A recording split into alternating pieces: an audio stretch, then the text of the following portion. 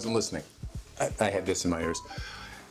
You know, listening is in fact one of the most important things we can do in dentistry.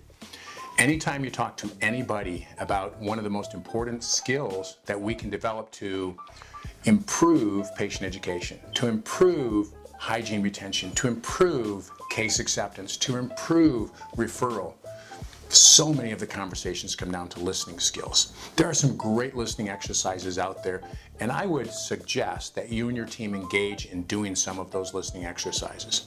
There are so many different types of listening. I was not listening. That's one type of listening.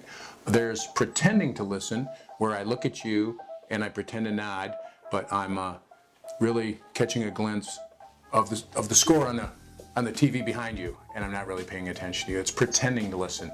Unfortunately, my wife catches me doing that sometimes when we're in a restaurant or sports bar and they have all those TVs. Squirrel. I'm easily distracted, as you can imagine. So there's not listening, pretending to listening. Then there's really listening, and where I'm paying attention. I can elevate that a little bit higher to active listening, where I nod, I smile, I sometimes restate what you say. Then there's really intentional listening. Intentional listening goes beyond that, where I ask follow-up questions for clarification. I engage you much more so in conversation. When you ask 2 or 3 follow-up questions about something that somebody said, and then about that follow-up question answer that they give you, it really shows how much you are listening. And here's what's really important. When somebody's really listening to you, and they're doing it non-judgmentally, with unconditional love, without some hidden agenda, you come to know how much they care, that they care to really hear what you're saying. And people who care like that, we often come to trust them.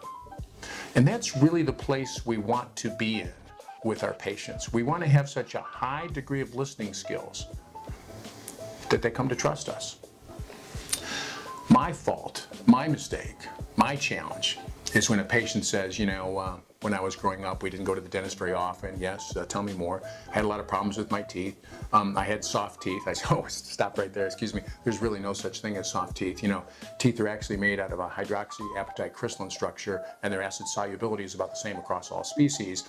You probably brushed your teeth when you were younger, but you didn't floss. And if you didn't floss, you probably got a lot of cavities, and you didn't know why, because you were brushing, and you thought your teeth were soft. Go ahead and tell me some more about your past dental history. I wasn't listening. I was very judgmental. It wasn't an unconditional love environment. Instead, I stepped on their answer.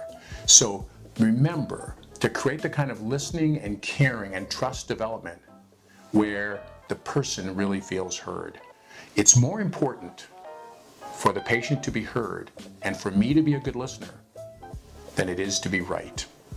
Or I'll have to talk to them about soft teeth not being a real thing, but I can do that later. And I can do that in a way that's less threatening, less invasive, non-judgmental.